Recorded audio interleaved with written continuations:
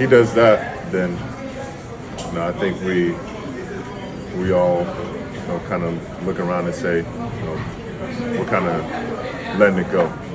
We're falling into a rebuild instead of focus on this year and trying to find a way out of this hole that we've. Another brutal day for Cleveland, and this one cuts deep. The Browns just got embarrassed by the Jets, a team that walked into the game with only 2 wins. This wasn't some legendary performance from New York either. They didn't suddenly turn a lead overnight. The truth is, the Browns beat themselves, and the Jets were smart enough to take full advantage of every sloppy mistake. But here's where it gets wild. The chaos didn't end when the clock hit 0. The real explosion happened after the game when Myles Garrett, the face of Cleveland's defense, decided he wasn't holding back anymore. He came straight for head coach Kevin Stefanski, and his words, brutal. Garrett flat out accused Stefanski of hiding behind that tired, "we're rebuilding" excuse. According to Stefanski, the losses are just part of a long-term plan, but Garrett wasn't having it. He basically said, "How long do we keep calling this a rebuild while wasting a whole season? That's not frustration, that's rebellion." Now, Stefanski's sitting on a volcano of pressure, and it's ready to blow. Losing games is one thing. I mean, try your best not to point fingers. So you just try to clean up what you can, execute the best you can, and be part of the solution. But when your defensive captain publicly calls you out, that's a whole different level of disaster. Fans are already questioning the direction of the team, wondering if Stefanski's excuses have finally run out. The rebuild storyline isn't buying him any sympathy anymore. Not with Garrett firing shots like that and the locker room clearly boiling over. And Garrett didn't back down, not even for a second. You could see it in his eyes, in his stance. The man's had enough. When reporters pressed him about his outburst, he didn't sugarcoat a thing. He said he just wants to win. Simple as that. Losing like this over and over eats at him, and showing frustration might be the only way to spark change. That honesty, that fire, it's what every fan's been feeling. The tension between Garrett and Stefanski isn't just a rumor anymore. It's real, it's public, and it's growing hotter by the day. Something's about to break in Cleveland, and it won't be quiet when it does. Myles Garrett isn't giving Kevin Stefanski a single breath of space. The tension between them is turning into an all-out storm, and every passing week, that rift is getting wider. You can feel it. The energy around this team isn't frustration anymore, it's fire. Garrett made it clear that his reaction to Stefanski's so-called game plan wasn't some emotional outburst. This has been brewing for a long time. He explained that frustration like this isn't weakness, it's honesty. Every great player hits that breaking point where they can't sit back and pretend everything's fine. Garrett said it loud and clear. For him, it's all about winning, not excuses. He's tired of seeing the same mistakes repeat week after week while Stefanski hides behind strategy. His message? He's not sugarcoating, not holding back, and definitely not playing politics. He wants change, real change, because the Browns are running out of time to get it right. And honestly, who can blame him? Stefanski's decisions are becoming impossible to defend. He keeps rolling with Dillon Gabriel, even though the guy's performance is straight up crumbling. Gabriel couldn't manage a single interception in the game, and the sacks, way too many for any quarterback trying to lead an NFL team. It's embarrassing for a franchise that claims to be rebuilding toward greatness. You could see it from the stands. Gabriel started okay, throwing with confidence early on, but once the defense turned up the heat, he folded like paper. His pocket presence vanished, his rhythm was gone, and the whole offense fell apart right with him. Garrett's frustration isn't personal, it's justified. The team's collapsing, and he's the only one brave enough to call it like it is. The question now is, how long before this locker room turns into a battlefield? The moment the defense cranked up the pressure, Dillon Gabriel completely unraveled. Every snap turned into a nightmare. The second the opposition blitzed, he froze. You could see the panic in his movements, like he was trapped in slow motion. Take one painful example. Gabriel takes the snap, drifts back way too casually instead of stepping up like a real field general, and before he even realizes it, he's swallowed whole by the pocket. The opposing lineman didn't even break a sweat taking him down. It was almost too easy. I was frustrated. if they take something from it, it's that, yeah, I want to win. And sometimes, it spills over. His reaction under pressure? Nowhere near NFL level. And it wasn't some isolated play either. It was the same disaster over and over again. Gabriel got sacked 6 times in one game, missed easy reads, and still couldn't get his completion rate above 50%. That's brutal for any quarterback, let alone one trying to prove himself as a starter. The crowd could feel it. Frustration was written all over the players' faces. This wasn't bad luck, it was bad leadership on the field. And if that wasn't enough proof, check out the play with Cedric Tillman. Tillman burned his defender clean down the sideline, wide open, waving for the ball. All Gabriel had to do was drop it into his hands. Instead, the throw sailed off target so badly it looked like he was aiming for the stands. Not inches off, yards. That's not nerves. That's collapse under pressure. Plain and simple. It's obvious now, Gabriel can't handle the heat, and the team's paying the price. The missed opportunities are piling up, and even fans in the cheap seats can see something has to change. Everyone's saying it. Shedeur Sanders could have handled that game way better. But instead of owning up to it, Kevin Stefanski doubled down after the game, acting like everything's part of the plan. The stubbornness is unreal. At this point, his refusal to make a switch is dragging the whole team down, and the locker room knows it. Kevin Stefanski isn't budging, not even a little. Despite Dillon Gabriel's brutal showing, Stefanski made it crystal clear that he has zero plans to switch quarterbacks. He's doubling down, saying Gabriel's youth and potential are reasons to stay patient. But let's be real, that patience is turning into pure stubbornness. The team's productivity is tanking. Players are calling him out left and right, and Stefanski still refuses to adjust. It's like he's willing to go down with the ship just to prove a point. When the spotlight turned to him after the loss, Stefanski had a chance to own it, to take responsibility. Instead, he did the complete opposite. He went after Myles Garrett.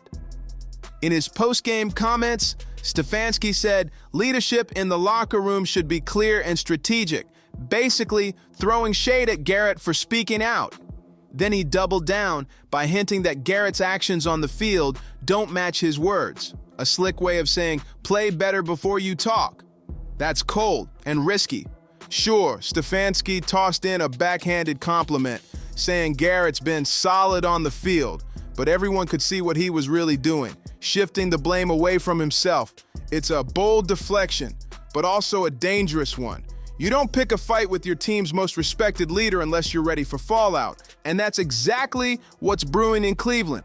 Young players that you're always trying to get one game better and those type of things, but we have to play better as an offense. We have to Fallout. Garrett's not just frustrated. He's warning the team with his words and body language. When a captain starts publicly calling out the coach, it's not just venting, it's a red flag that the locker room is about to explode. The trust between player and coach is cracking, and once that happens, it's almost impossible to fix. Stefanski's pride might just cost him the locker room, and maybe his job next. A split locker room is a ticking time bomb, and right now the Browns are sitting right on top of it. When a team starts dividing between players and coaches, success becomes nearly impossible. If Kevin Stefanski doesn't open his eyes soon, this whole thing could explode into a full-blown crisis. The tension is already thick, and every ignored warning makes it worse. His refusal to adjust or even acknowledge what's happening. That's not leadership, that's denial. In the NFL, a head coach's biggest strength isn't just calling plays, it's reading the room.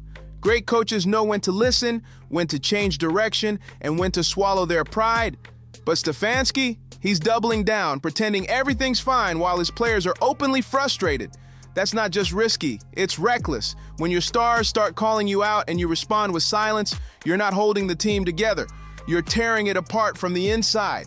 If Stefanski keeps ignoring these signs, the fallout won't just be bad, it'll be disastrous.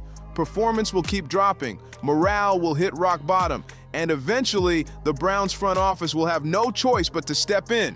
In this league, once a coach loses the locker room, there's usually no comeback. It's a brutal business, and patience runs thin when the losses keep stacking up. Right now, Kevin Stefanski's stubbornness is looking less like confidence and more like self-sabotage. The whispers are growing louder, the frustration is spreading, and unless he acts fast, this situation could spiral completely out of control. If he doesn't turn things around soon, he might not just lose his team, he could lose his job before the season even ends. The storm inside Cleveland's locker room is reaching its breaking point. Players are starting to pick sides, and whispers behind closed doors are turning into straight-up arguments. The tension isn't just between Stefanski and Myles Garrett anymore. It's spreading through the entire roster. Some players are backing Garrett's honesty, saying he's just voicing what everyone's thinking, while others are scared to speak up in case it costs them their spot on the team. That kind of silence only makes things worse. Reports from inside the facility say that practices have gotten tense. The energy is off, the communication sloppy, and frustration is written all over the players' faces. Even veterans who usually keep their cool are losing patience with the constant drama. One source said players are tired of walking on eggshells, and that alone tells you how bad it's gotten. The Browns aren't just losing games on the field, they're losing control of their locker room off it. Meanwhile, Stefanski's standing his ground, pretending everything's fine, acting like the noise doesn't bother him. But deep down, everyone knows he feels the heat. The front office is watching closely, and ownership isn't happy with how this saga is playing out. If Stefanski doesn't fix the disconnect soon, the Browns could implode before the season's even over. This isn't just about football anymore. It's about pride, power, and who really runs this team.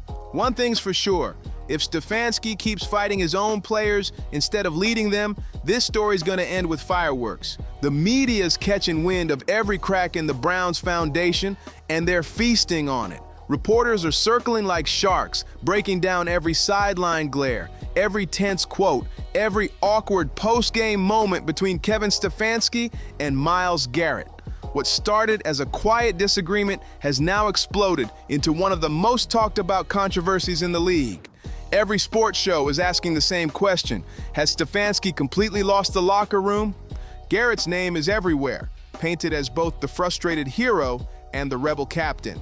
Fans are rallying behind him, flooding social media with support, saying he's the only one brave enough to call out the truth. Meanwhile, Stefanski's public image is tanking fast. His calm, controlled persona now looks more like cold detachment, and people are starting to wonder if he even connects with his players anymore. That's a dangerous look for any coach, especially when the team's falling apart in real time. The guys who aren't around as long, show their frustration in many different ways. So, as long as you show that you care and you. Insiders say the Browns organization is scrambling behind the scenes, trying to contain the chaos before it spirals even further. But it might be too late. Once the media smells blood, there's no stopping the story. Every mistake, every sideline argument will now be magnified under the national spotlight.